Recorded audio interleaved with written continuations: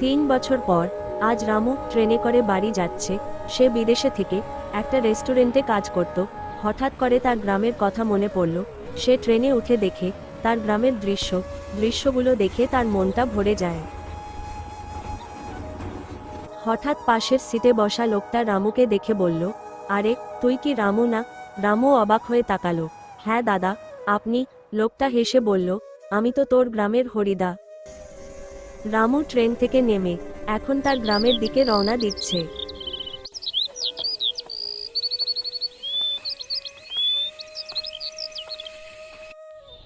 রিকশায় উঠেই হাসি মুখে বলল, দাদা, গ্রামটা দেখে মন প্রাণ ভরে গেছে।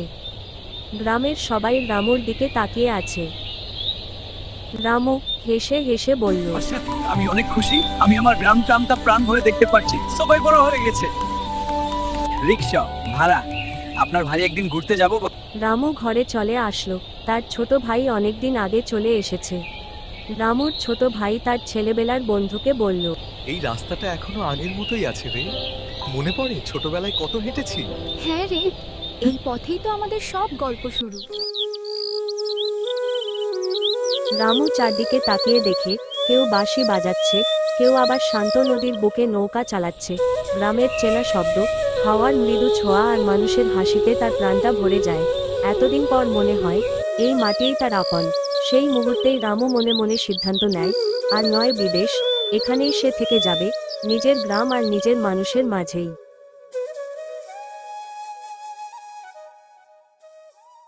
রামু গ্রামে আগে যেভাবে থাকতো একদম আগের মতো বসবাস করছে। আর রামুর ছোটবেলার বন্ধু বলল, এই কাঁচা রাস্তায় হাঁটলে এখনো পায়ের নিচে শীতল লাগে রে। হ্যাঁ, শহরে এই অনুভূতিটা আর পাওয়া যায় না।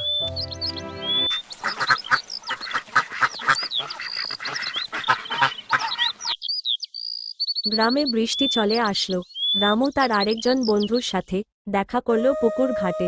বন্ধু বলল, পুকুরটা দেখছিস, এখনো আগের মতোই শান্ত। এই জায়গাটাই তো আমাদের কথা বলার জায়গা ছিল। রামুর গ্রামে যেই আসুক না কেন, গ্রামের প্রশংসা সবাই করে। হঠাৎ একজন বলল, যাই হোক না কেন, এই রাস্তাটা যেন বদলায়নি। আর যতদিন এই পথ আছে, আমাদের বন্ধুত্বও থাকবে। তারপর দুজন শহরে যাওয়ার জন্য প্রস্তুত হয়। ঠিক রওনা দেওয়ার মুহূর্তে হঠাৎ একজন বলে, শহরে যেতে ইচ্ছে করে কখনো, ও, কিন্তু গ্রামটা ছাড়তে মন চায় না। আমারও তাই। এই ধান ক্ষেত, এই হাওয়া, সব যেন আপন। দেখতে দেখতে অনেক দিন কেটে গেল। রামুর গ্রামে সবই চেনা, সবই প্রিয়, তবু দিন দিন পকেট হালকা হয়ে আসছিল।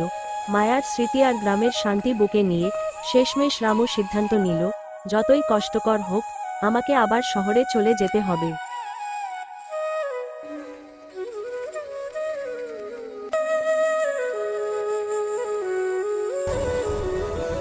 এই বলে রামু ট্রেনে উঠে পড়ল রুজির দায়।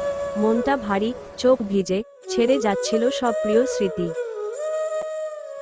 বন্ধুরা, জীবনে সব সময় মজা আর হাসি থাকবে, প্রিয় মানুষ থাকবে, স্মৃতি থাকবে, কিন্তু রুজির দায়ে সবাইকে কিছু কিছু সময় সবাইকে ত্যাগ নিতে হয়।